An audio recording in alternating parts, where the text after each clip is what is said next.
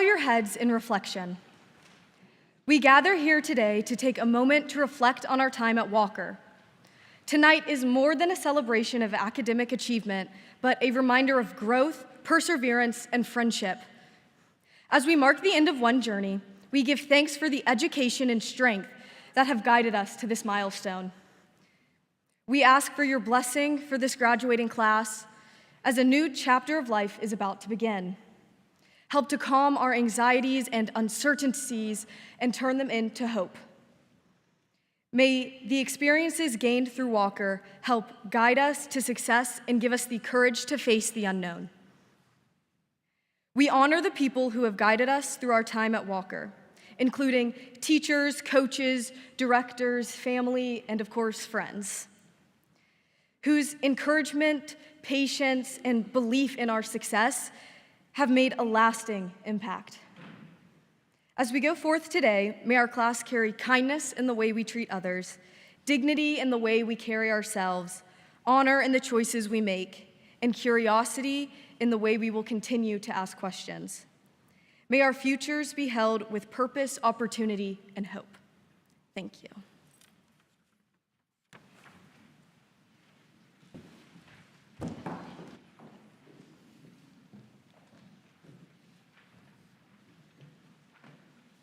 Please be seated.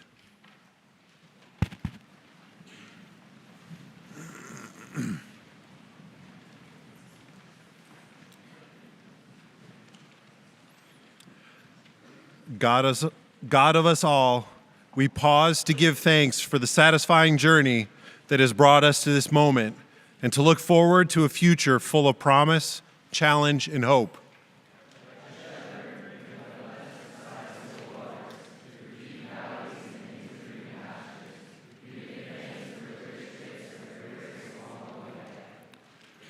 For the rich heritage and ongoing mission of the Walker School, from which we have benefited immeasurably.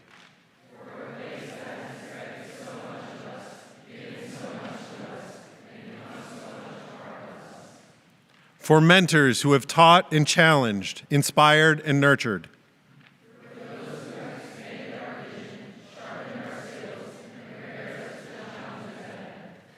For supportive family and friends who have accompanied us on our journey.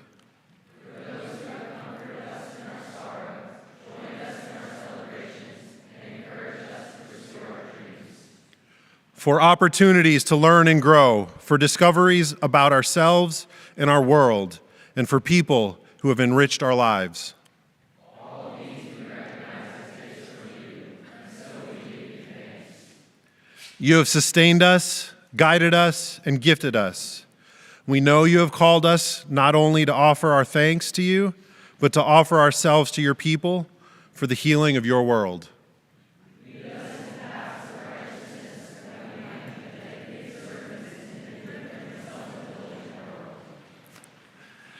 Where the way is blocked by prejudice and ignorance, where once green pastures have been spoiled by the poison of oppression,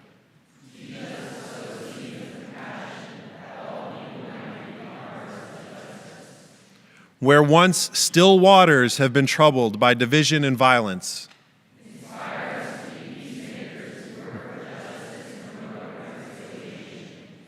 in the deep valleys where human need cries out in desperation.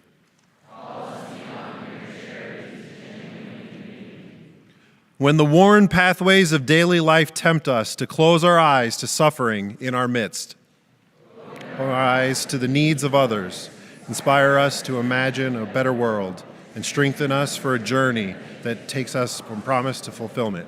Amen.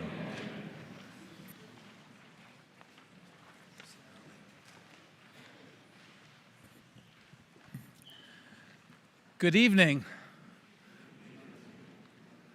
Welcome on this beautiful evening in a beautiful location to celebrate the class of 2026. Special welcome to family, friends, and faculty, and above all, the extraordinary class of 2026.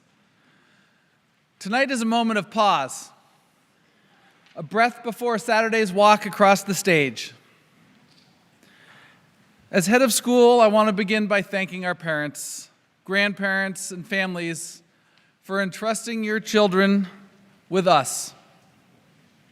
Whether your student has been here since pre-K or joined us along the way, their presence has made the community stronger. Class of 2026, this evening is for you. But I want to share something personal first. 4 years ago, I arrived as your new head of school. You arrived as new high schoolers. Some of you from Walker, some from other locations. We started this chapter of your journey together. I've watched you grow from ninth graders, finding your footing, and growing into the incredible seniors before us tonight. And what a privilege it's been to walk alongside you. You're the largest graduating class in Walker's history. But what makes you remarkable is not your number, it's who you are. In this class sit scholars of engineering, public health and the humanities, thespians and athletes, service leaders, puppeteers, pilots, quiz bowl winners, musicians and makers, writers and researchers, mentors and friends. You've pursued passions I could not have predicted, and along the way, you've made it normal at Walker to dream broadly and care deeply. Walker's vision says that our graduates are leaders who excel in a diverse and ever-changing world. Look around this room. That vision has a face on it tonight, and it's yours. You have the curiosity, the skills, and the resilience the world is asking of you. But here's what I want you to hear most clearly. You are good people. You've led with dignity, honor, and kindness. You've looked out for one another. You've used your gifts not only to succeed, but to serve. I'm confident you'll make the world a better place, not someday, but starting now. And the world needs more Walker. Class of 2026, wherever you go from here, remember, Walker will always be your place.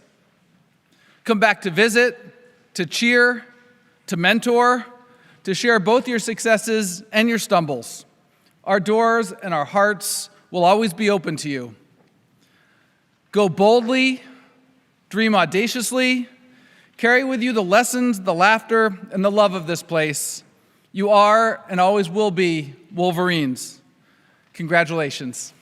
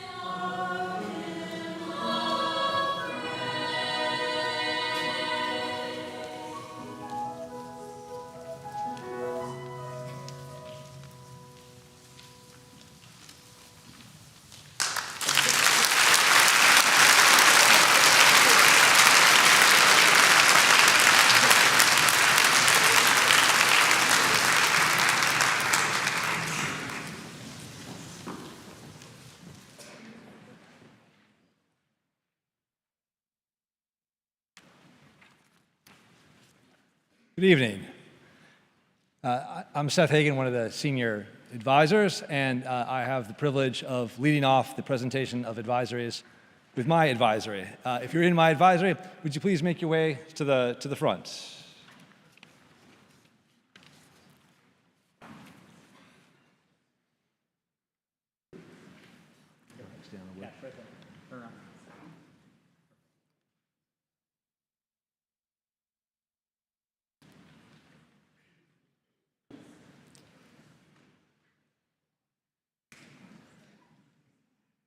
It's the Sweet 16, Abby Allen, Owen, Cash, Matthew, Ion, Isla, Abby Guillaume, Zach, Savannah, Sam, Zaina, Jay, Max, Jared, Anna, and Carly.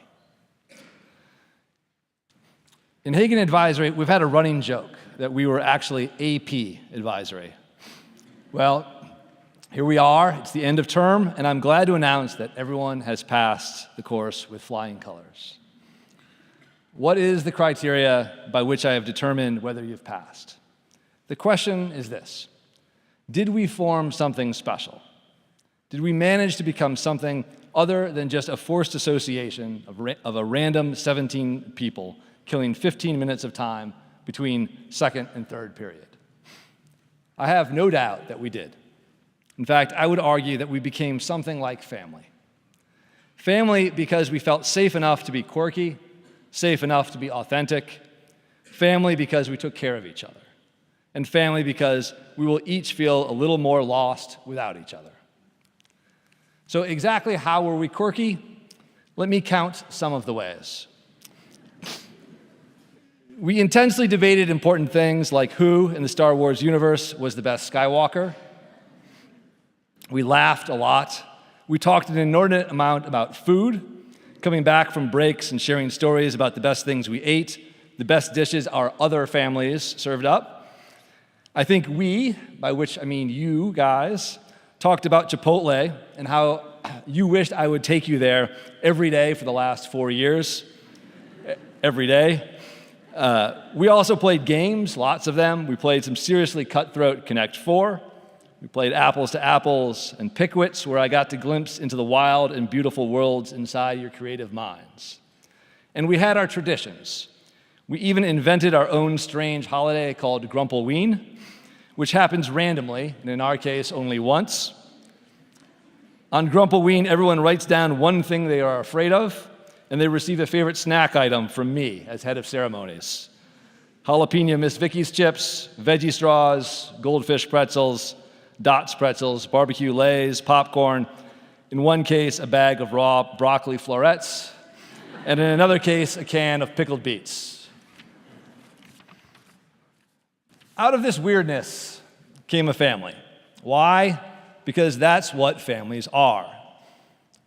A family is a group of people held together not despite of their quirks, but because of those quirks. It gives them their identity.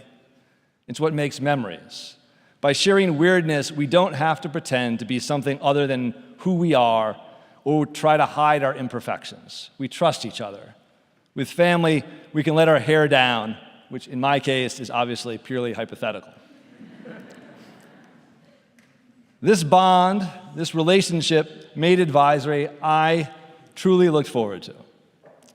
I think, and I really hope that it was this way for all of you.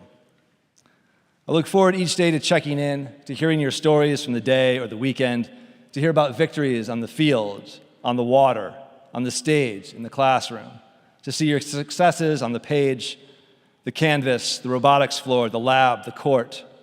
But it was also a place to share stories about how we stumbled, how we were stressed or worried or overwhelmed, because it felt natural and comfortable and kind. It was a space to be heard, to be celebrated, and to laugh away the 1,001 stressors of high school life. And so the ultimate test I know to be true. I know that we are family because I will dearly miss all of you when you're gone. Thank you.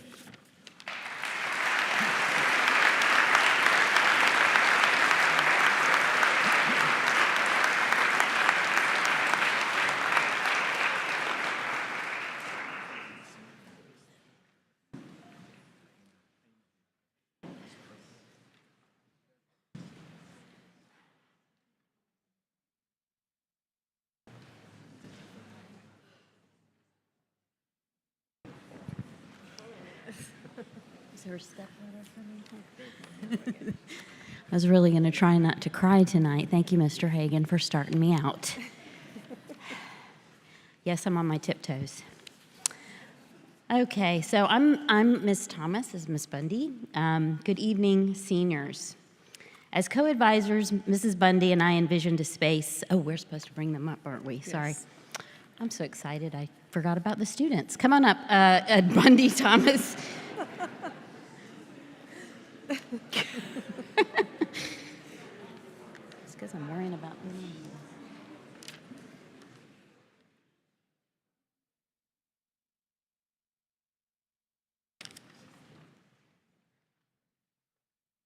Are we all there? I can't see. Yeah.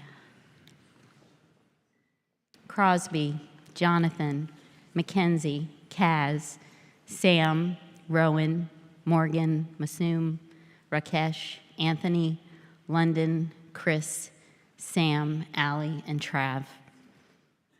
Good evening, seniors. As your co-advisors, Mrs. Bundy and I envisioned a space where you all could have the freedom to step away from the script, to talk, to listen, to connect, to disconnect, sometimes to sit uncomfortably without your phones and just be there. And in that space, we have watched you explore, create, and find beauty. If our advisory were a story, it would not be one single narrative. It would be a story told in fragments and glimpses. It would be a collection of images layered over words, a mixture of everyday moments and breakthroughs, all stitched together in a collage.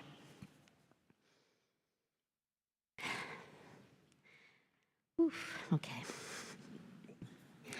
As we look back at the 4-year-long collage, we're reminded of all the beautiful moments.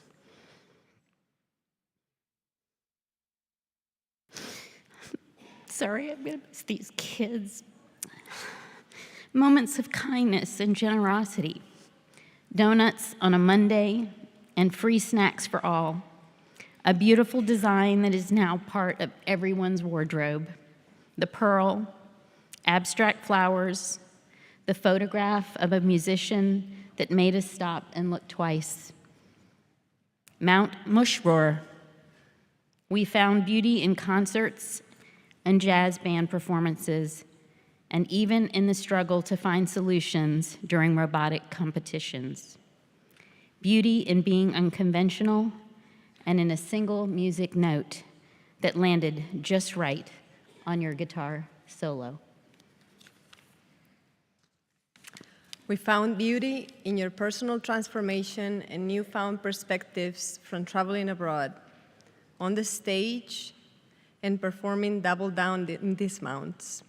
In the right word to lighten up the mood, Wenergy Wednesday, and the courage to present your ideas in front of your peers while facing your toughest critic, yourself.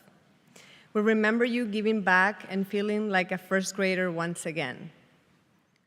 Your moments on fields, courts, and on the green, defending the goal, saving par.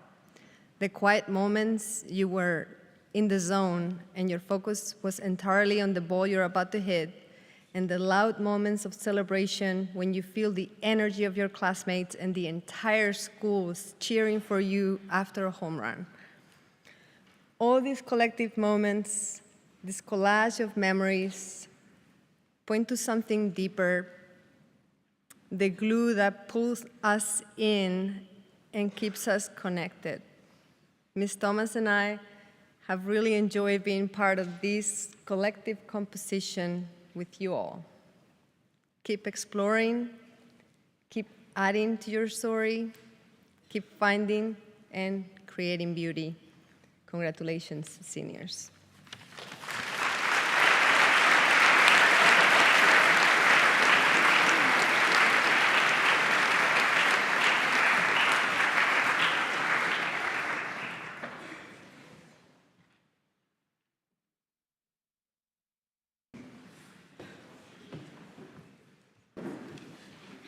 Hello, will the Pierce Advisory please come on up?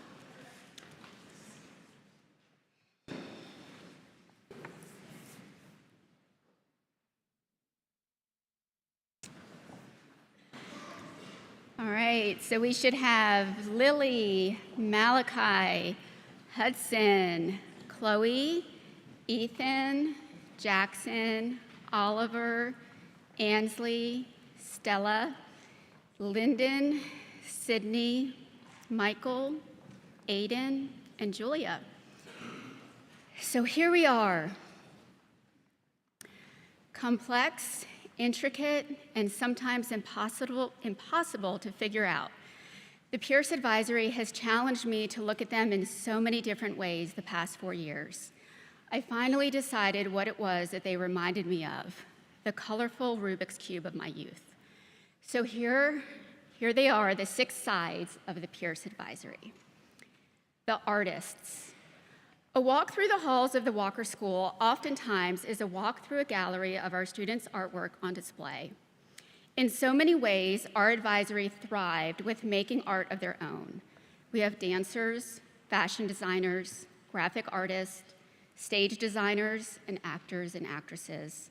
Each one of our advisories made their mark in a different way in the hallowed halls of the Walker Arts departments and beyond. They also made sure to doodle their way through the past 4 years on every whiteboard of each of the rooms we traversed in our adventures around campus as we found our way through various rooms for our advisory. The advocates. From day one, I was thrilled to see the change makers our tiny group wanted to be.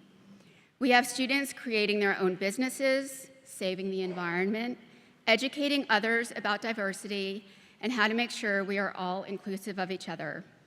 So often, I was wondering where my advisory was during assembly, only to look up and see them on stage educating the rest of the student body on how to be kinder, better people in so many ways. I'm so proud of each of you and the strength you bring to your respective communities and the way you have shown me to appreciate all of our differences. The humorists. Sitting in advisory with my motley crew never was a disappointment. Although some days the advisory was quiet as we were all tired from hard weeks, other days there were giggles and silliness with smiles from ear to ear. From our forced family fun days to the inside jokes I definitely did not want to understand, this group always had something to laugh about. The Jenga competitions and games brought the biggest laughter, but they also always had their own ways to make each other smile on the days when they all needed it most. The athletes. During the 4 years I spent with these amazing kids, I learned more about sports than I ever thought possible. I think we represented almost all Walker sports and even some club sports too. Football, lacrosse, cross country, softball, volleyball, swimming, soccer, rowing, and even rodeo. Our dedicated student athletes gave their all on the playing field and encouraged each other throughout the years. There were so many amazing stories from their games, and everyone was always so supportive, even when some of the seasons were less than stellar than others. The lifelong learners. It has been wonderful to see the way this group has pushed themselves each year. I remember in our first round of student-led conferences when many in this group had trepidations about adding on that AP class or trying that new subject they thought might be out of their comfort zone. You know who you are, those math people who never wanted to even think about taking a class that had all that reading. But this group surprised even themselves as they made their way through the trials and tribulations of AP classes, AP exams, still going by the way, advanced topics, new theories, stories, and research. The leaders. Our advisory has many leaders that have grown from our small freshman bunch. You may be inclined to immediately see our SAU and SSO presidents in the bunch, but we have peer leaders, step-up leaders, Eagle Scouts, leaders in BSU, leaders on the playing fields, and in the classroom. Each one of these young men and women have made an impact and led their peers down a path of positivity and strength. The clean, separate sides of the Rubik's Cube may seem ideal to some, but our advisory is so much more inclined to stay mixed together like the undone puzzle waiting to be figured out. Each year, I took a first day of school picture capturing the many emotions of the group and the day. The very first picture in 9th grade, I could barely fit everyone in the frame as nobody really wanted to touch and there was so much trepidation to be too close as there weren't many relationships formed. As I snapped the photo of all of our seniors in white, On the first day this year, even though everyone was dressed in white, the beauty of all their personalities were intertwined together perfectly like a colorful piece of art, a true Rubik's Cube. I hope that you will take the time to remember each of the sides of our advisory has to offer. All of them contribute to make an amazing group of young men and women that I can say I am privileged to have gotten to know and wholeheartedly believe will only add vibrancy to the college campuses and communities they will move on to next year. Good luck, guys.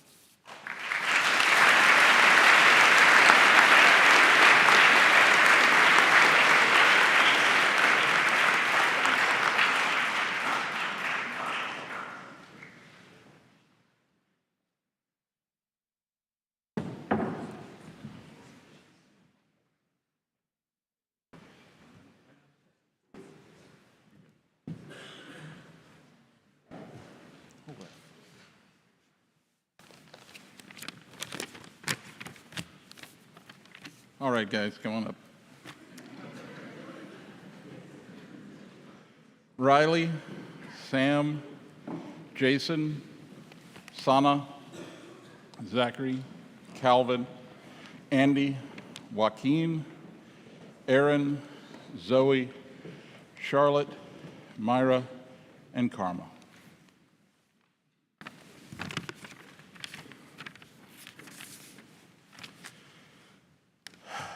Toto, I got a feeling we're not in Kansas anymore. In August of 2022, 10 of you arrived as freshmen in my advisory. We all had a lot of plans and a lot of dreams. And then later that day, I left in an ambulance and was away for about a month. But we all recovered. Sophia and Raj were your peer leaders who helped you navigate those first crazy months as you found your footing in the school and started jumping into a host of new activities. You're going to need a bigger boat. In sophomore year, we were joined by Charlotte.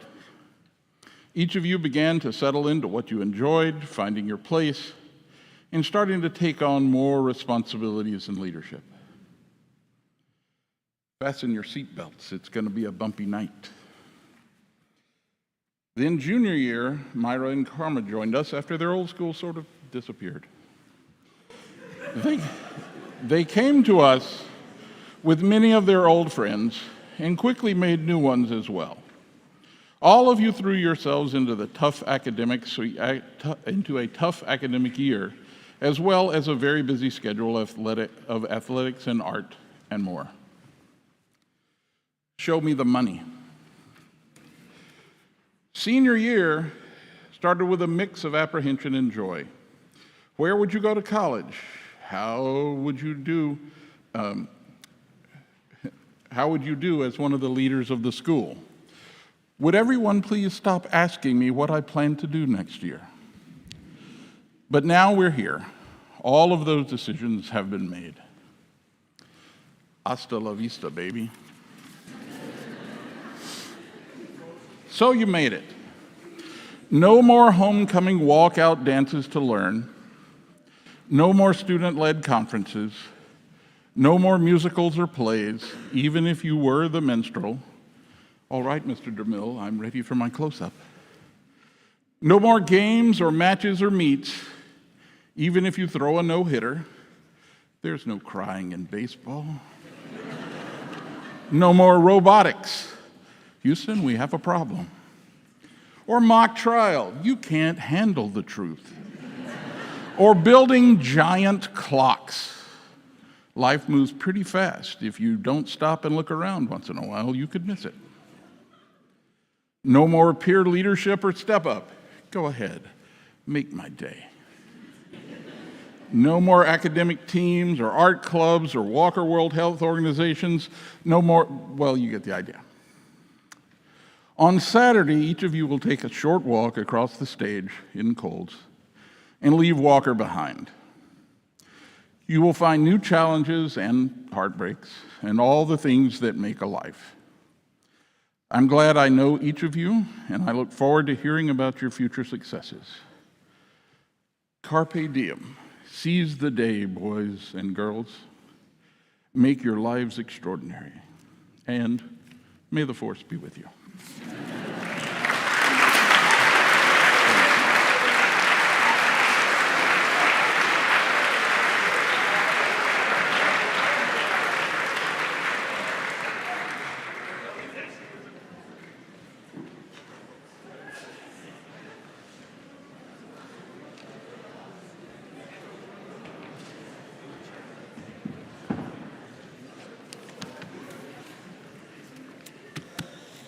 Come on up, guys. Best advisory ever. Let's go.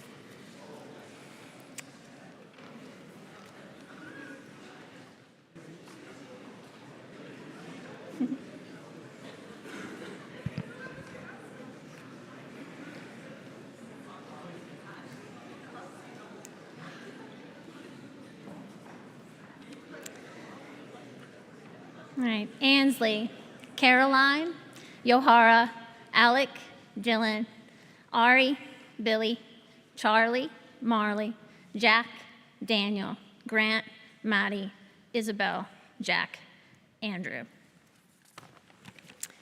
Good evening, everyone. I've been thinking a lot about what I was going to say to this group. This advisory that I've had since they were freshmen, and some of you I've known even before that. After all of that reflection, I came to one very clear conclusion.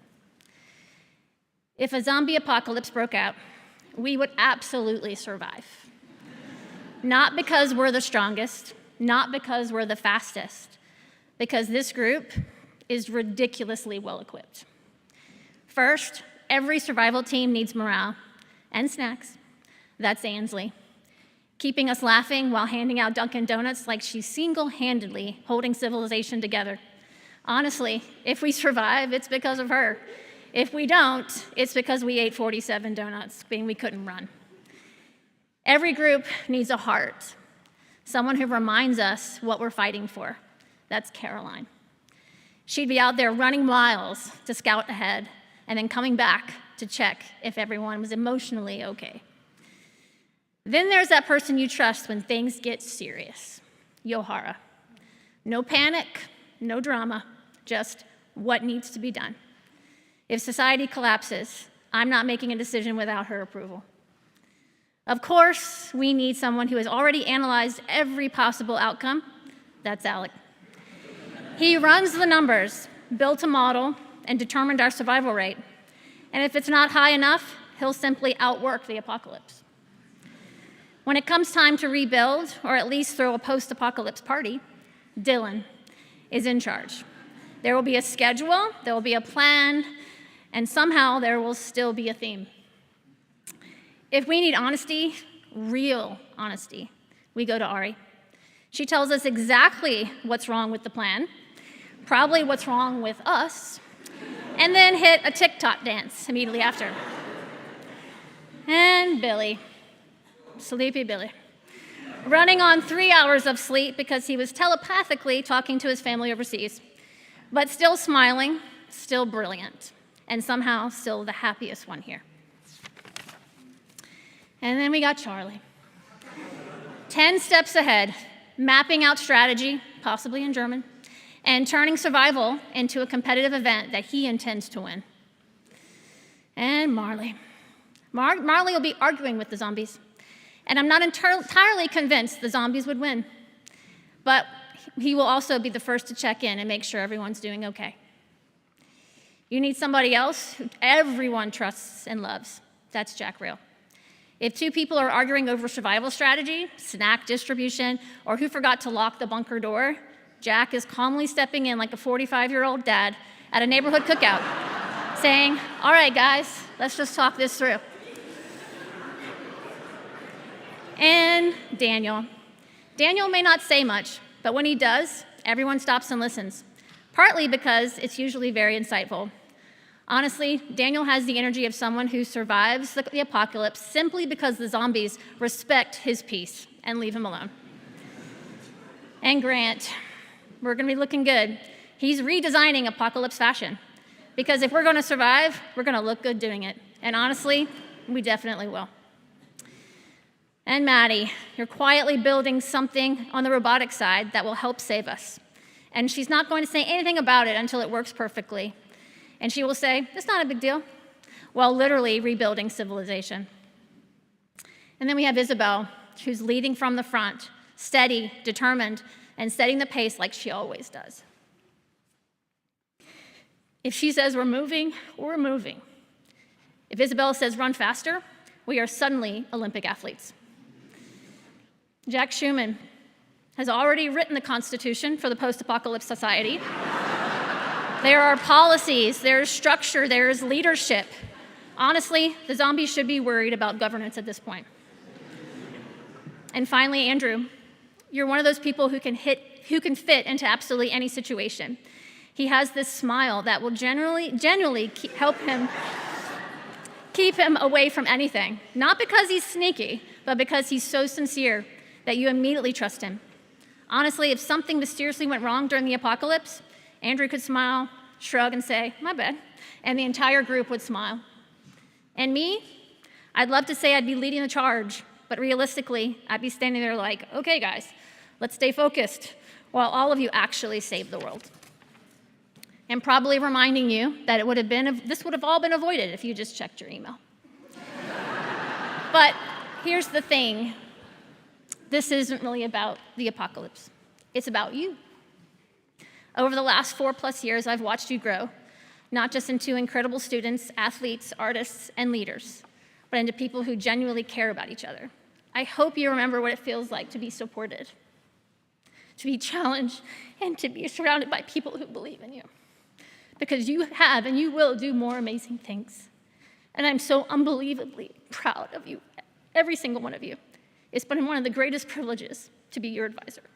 Just if the zombie apocalypse does happen, please come find me and save me. Thank you.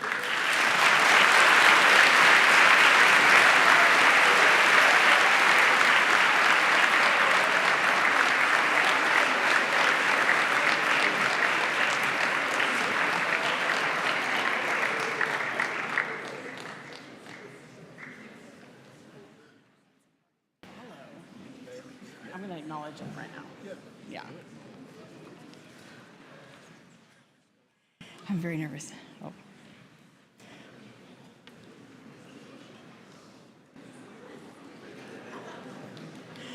You made it. I see you. Oh, Campbell Advisory, the one and only. Come on down. I was waiting for them to sit.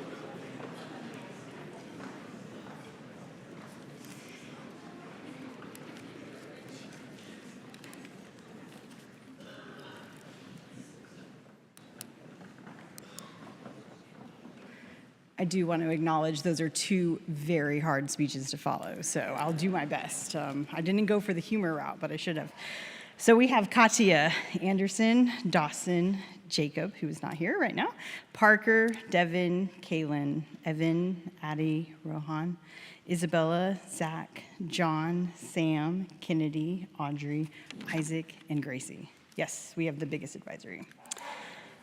So when I first moved back to the United States and trying to reintegrate myself into being back in this hemisphere, I was kind of like, what am I going to do? And somebody said to me, summarized, you'll be exactly where you need to be in life. When given the opportunity, you'll be exactly at the right moment. And I think standing here this evening, I believe this is the exact right moment I was meant to be and you were meant to be. I actually applied for a position when I first came to America at the Walker School, and Dr. Schaefer was like, what, you did? And she stopped and she did the math and she said, oh, you actually applied the year we hired Mr. Bryant, who was the previous advisor of this advisory. And I think often of that revelation that perhaps if I had actually been hired when I first came back, then I would have still ended up being here tonight with you. I might be at the same position speaking at your baccalaureate, but I also don't think I would have appreciated you as much as I appreciate you now. I think about the journey that it took me to get here, and I wouldn't have changed anything. I needed to be working With my students and my daughter through COVID, I needed to be transitioning with the Atlanta Girls School community into the Walker community, and I needed to be sitting on my couch on a Friday evening to be called in, or Thursday evening, to be called in for an interview on Friday and to start work on Monday. I know the name change on your advisory the weekend before school was probably a shock to you all, and I know it's hard to lose something suddenly and without warning. You wanted a familiar face and a familiar space and a familiar routine, and I was none of that. However, I thank you for welcoming me not only into Walker, but into your advisory, and what an advisory you became. You started as a small group in 9th grade, and then one person joined in 10th, and then 5 more joined in 11th grade, along with myself, and we're the largest advisory. Yet somehow, even as you grew, you never lost your sense of openness and kindness. You made people feel welcome, and you made people feel seen. And together, I believe in our 2 short years together, we built something very real. We built a fun and loving community. We built fun and real friendships. We built a space where we could be honest, vulnerable, and be yourself. We built an advisory that truly embodied the Walker ways. There were many times when we wed ourselves to joy. From birthday celebrations to perhaps overstimulating mummy wrapping sessions, to Wordle games, to very memorable dancing in assemblies, to surprise ginger house building contests, to going off campus for Christmas shopping for Angel Tree and hilarious scavenger hunts through Walker. And honestly, I even treasure some of the harder moments with you because those moments were real too. There were moments you were struggling with your friendships, your teachers, getting your materials organized for class, grades that suddenly plummeted after one test grade, and sometimes even me. I watched you rally around one another during heartache and stress, illness, disappointment, and definitely this year with uncertainty in college situations. I watched as you sit beside friends who needed support, and I watched you celebrate each other's victories without jealousy and comfort each other during setbacks without judgment. And through it all, you showed up for one another. And beyond the walls of our advisory, I felt such elation watching you lean into everything around you. You leaned into Spark Days, peer leaderships, Step Up, a variety of varsity teams. I'm sorry if I skip any, but lacrosse and basketball, soccer, track, cross country, cheerleading, robotics. You acted in plays, sang and danced in musicals, and won big with academic teams. You even created new clubs and designed whole assemblies. You pursued joy outside of the classroom that you shared with us, from wakeboarding lessons to night classes at college to making films in New York, planning your family yearly trip, which I'm waiting for my invitation. Every weekend when you were traveling to showcase your talents in basketball, or you were scuba diving around the world, saving the planet one fish measurement at a time. If you were welding questionable shopping carts, and even your viral family TikToks with matching family outfits. Pastel is my color. We can do an Easter one. Some of you also faced things that are much larger than school itself: hidden illnesses, cancer, personal struggles that would have been enough to stop many people, but you kept going. Your resilience, your perseverance, and your strength have inspired me more than you probably realize. And as you leave here, I hope that you continue to keep your hearts soft and your minds open. I hope that you choose wisdom and generosity and kindness as your teachers. I hope that you continue to listen to people around you, to ask questions with a sense of curiosity, but also question everything that doesn't sit right with you. Be unapologetically bold in your pursuits. Be unapologetic in living your life to the fullest, and be unapologetically hopeful and fearless. But most importantly, I hope you continue to wed yourself to joy. Laugh loud and often, and don't even care what people are thinking. I consider teaching an honor truly. It's a unique career that allows a certain kind of person to inspire and be inspired. And I believe that every student is someone I was meant to meet, and every teacher whose names pop up unexpectedly on your class list arrives in your life for a reason. Stop. Sometimes it's just for a season, and sometimes it's just for a moment, but sometimes it's exactly moments like this, and this advisory is no different. If we had met in 9th grade or 11th grade, we would have still been here tonight because the moments like this were meant to happen. I will always be grateful for my first advisory at Walker. Thank you.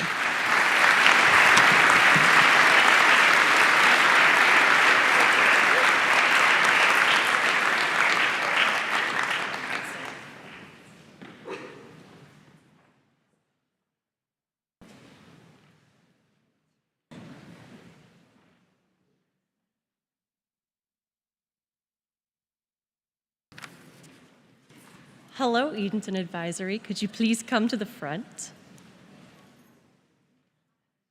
Formerly the Brady Bunch.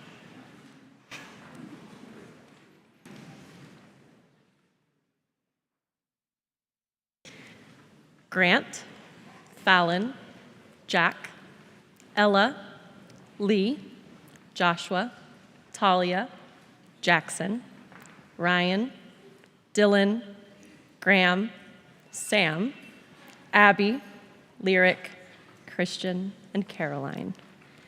Good evening. It's good to see you guys. I'd like to start with a confession. Stepping into an advisory senior year is a little strange. Most advisory speeches are built on 4 years of memories and stories and traditions and emphasize how you've grown since freshman year. I, however, arrived in the 11th hour, which means we had a lot of catching up to do. At first, I thought that meant I had missed something important, that we'd not be a real advisory with years-old inside jokes. But over time, I realized something. When you meet people at the end of their high school journey, you meet them at a very specific moment. You meet them when they already know who they are with each other. Our advisory was termed by what we lovingly called mandatory fun. While inherently a contradiction, how can you require fun? The phrase somehow stuck. Over the course of the year, mandatory fun became our thing. I think the best example of this was the sign-up sheet for our final advisory party. Grant signed up for, quote, good spirits. Josh, not to be outdone, offered to contribute good vibes. Talia took responsibility for both brownies and the speaker and still showed up with an extra cake. Caroline brought delicious homemade cookies, and yes, your Tupperware is safe. Fallon brought a delicious popcorn contribution, a much-needed reprieve from all of the sweets. Ryan offered, quote, mint Oreos and maybe tacos, which feels like the most senior year answer possible. Some of you contributed in quieter ways. The Dylan and Lyric missed our planning session, but showed up ready to party nonetheless. Ella and Sam were on duty for chips and fruit, respectively, though by the time the party happened, the details had clearly become less important than everyone just being there together. And then there were the practical people. Graham brought plastic silverware. Lee signed up for cups, plates, and napkins, an absolutely essential responsibility, and then, in a moment that definitively captured the energy of senior spring, forgot the cups entirely and left Jack and Christian with drinks no one could actually drink. Abby was the lucky winner of a 2-liter Dr. Pepper. Jackson traded his box of donuts for orange Fanta. Honestly, the list ended up feeling strangely representative of each of you. Everybody contributed something different. Some of you brought energy into the room. Some of you kept things organized. Some of you made sure nobody left advisory hungry. All of you, in one way or another, made mandatory fun feel a little less mandatory. That's what I'll remember most from our year together. Not one huge defining moment, but the accumulation of the smaller ones. The rhythm of seeing the same people every day, the familiar chaos of mandatory fun, the music played during advisory parties, and yet somehow none of you wanting to aux.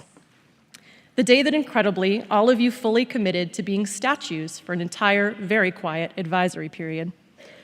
Maybe none of those sound significant on their own, but together they became the personality of our group that I came to cherish.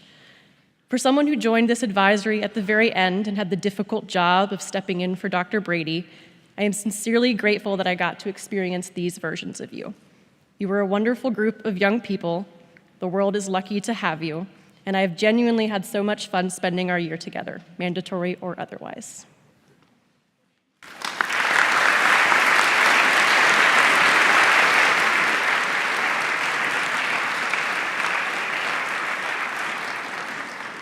All right, would the following characters join me at the front? Marley, Av, Dylan, Kate, Shia, Davis, Hayden, Avery, David, Elliot, Ava, David, Charlotte, and Dylan.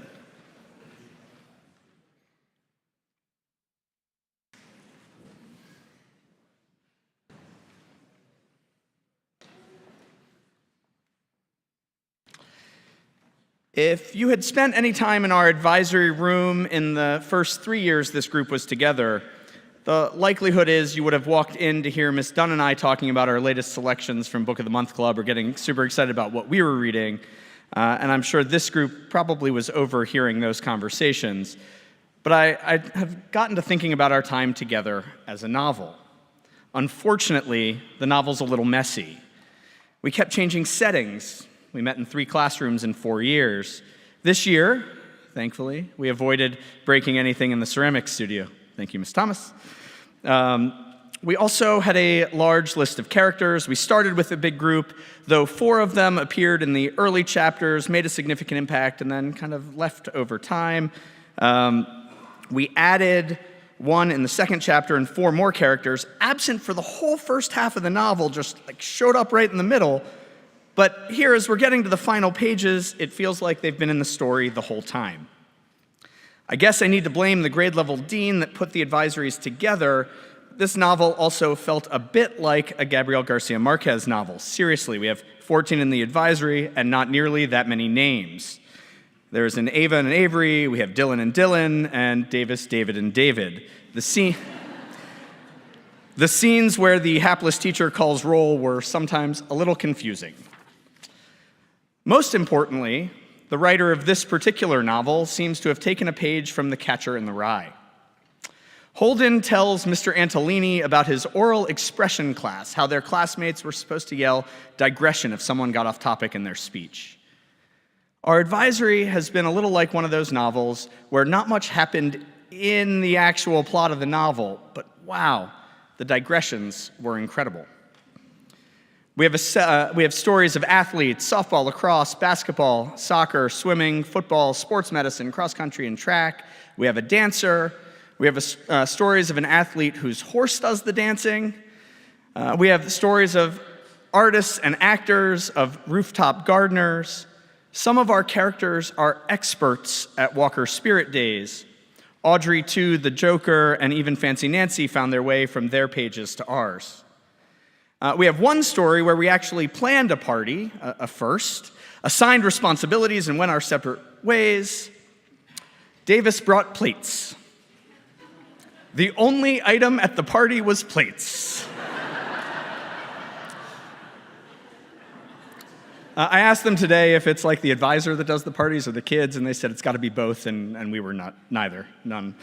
Our novel is a study in leadership in the classroom and community, peer leadership, step-ups, senior buddies, on teams, and in the arts. Our novel even covers digressions that the author has pretended to know about but really doesn't, like Disney, fishing, and Fantasy Premier League, and some that he does know a bit about, mostly summer camp in the mountains. While I don't agree with much of what Holden says and does, I do agree with him when he says, I like it when someone digresses. It's more interesting and all. And so as this novel closes and we have to wrap up all of these digressions for a few big events in the final pages, I say this to you all. Thank you for the digressions, and I can't wait to read the sequels. Thanks, guys.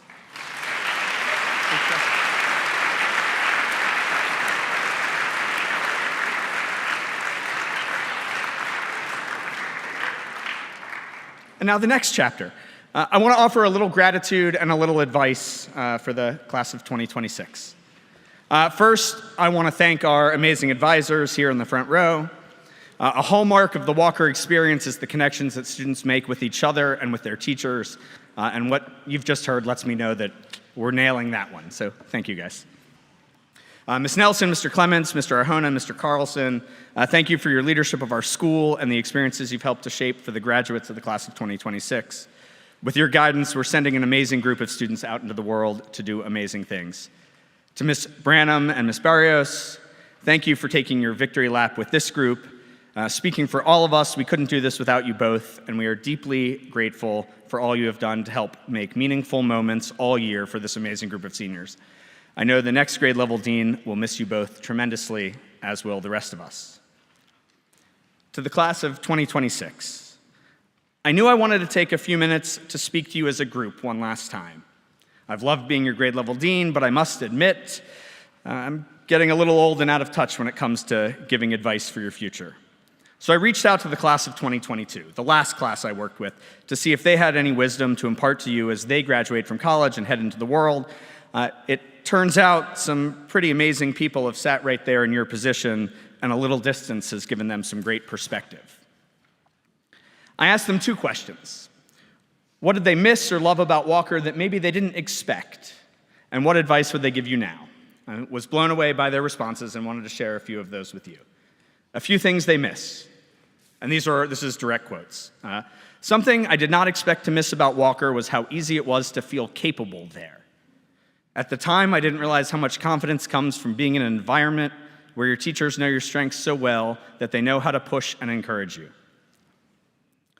One thing I miss about Walker is the community it provided. The support from teachers and my classmates were unwavering, and I always felt welcome in every space I was in. I loved how open everyone was. Mental health and identity weren't these hush-hush topics to be kept behind closed doors. Several of my friends tried on different labels until they found ones that fit, and I slowly warmed to the idea that I was allowed to do the same. I suppose in that way, Walker taught me how to be a person, or rather my own person. One thing I unexpectedly miss about Walker is how easy it was to meet up with people. We all had the same general schedules, we met in the same places, and we talked about whatever was in our heads that day. I didn't realize how valuable that was until I got to college, and suddenly my college friends had completely different schedules in completely different ways. So I encourage you to take a pause sometime over the next day or two and think about a few of the things that you want to hang on to. Now looking ahead, a few pieces of wisdom. Make as many friends as possible in as many different and varied places as possible. Nothing is better than having a great pool of fascinating people in different fields and worlds to bounce ideas off of and learn from. It is completely okay not to have everything figured out.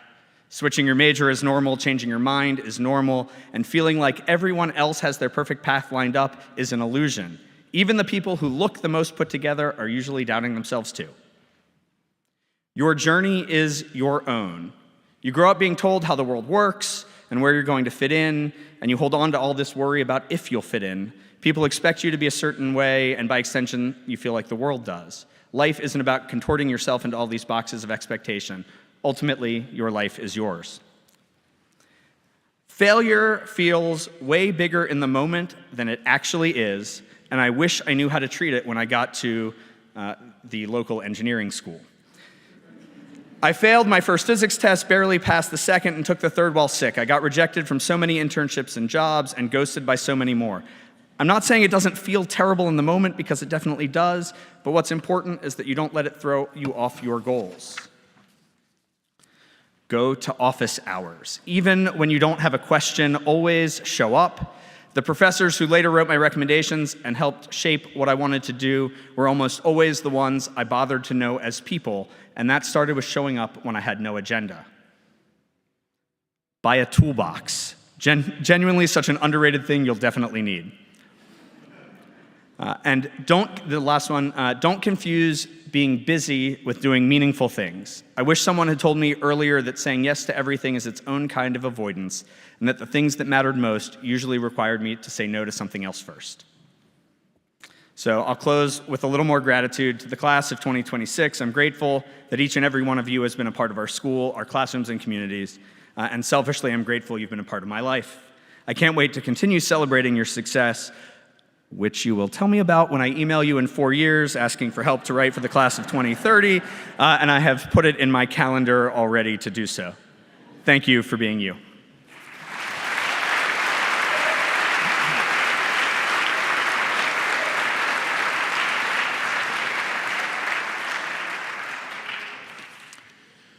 I want to take just a moment to recognize one more person who is graduating from Walker for a second time. Jama Branham, class of 1985, is retiring from Walker after 37 years, and for quite a few of those years, she has coordinated all of the senior events. From the opening senior dinner to the sweatshirt ceremony, to all of the senior breaks, to the parade, and culminating in this wonderful week of celebration. Given that we are in the midst of our beautiful baccalaureate ceremony with commencement this Saturday, I wanted to take a brief moment to thank Jema for all of the work that she puts in to making these events special for the graduates and their families. Jema's heart for Walker and its students is evident in the care and diligence she puts into all of these events, down to the minor details. She knows that these are not just events with the logistics to plan and coordinate, but they are meaningful life milestones.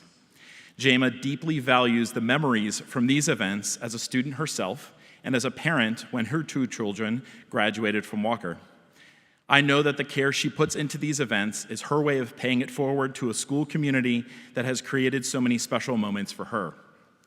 I cannot think of a better gift someone can give Walker students than making sure that their final moments as a Walker student honor the traditions of our school and are curated with love.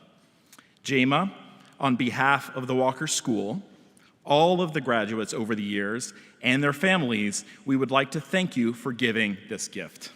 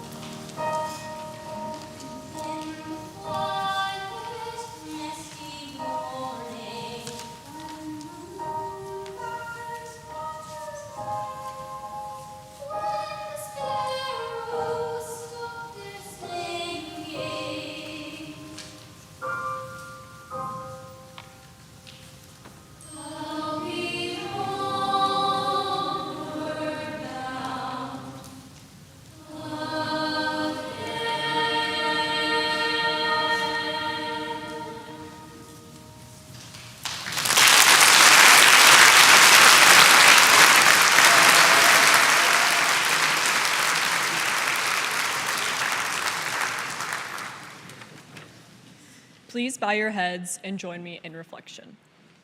We come to you in this time of celebration and gratitude as the Walker Schools class of 2026. We gather tonight with a mix of emotions: joy and pride in our accomplishments, wonder at our growth, appreciation for lifelong friendships, and the anxiety that comes with closing one chapter and beginning another. As Walker graduates, we are rooted in the core values that will guide us: honor, doing what is right; kindness, caring for others; dignity, respecting the infinite worth of every individual; and curiosity, embracing a lifetime of learning. We thank you for the teachers, coaches, volunteers, and administrators who loved us, challenged us, and shaped us into the people we are today. We are also deeply grateful for our families and friends who have been a constant source of love, support, and guidance. As we step forward, I would like to offer these words of scripture that have inspired me. May your name be praised from the rising of the sun to the place where it sets. Let us be joyful in hope, patient in affliction, and faithful in reflection. May we fight the good fight, finish the race, and keep the faith. And above all, may love guide us. Love that is kind, that protects, trusts, hopes, and never fails. Class of 2026, may we move forward with grateful hearts. Thank you.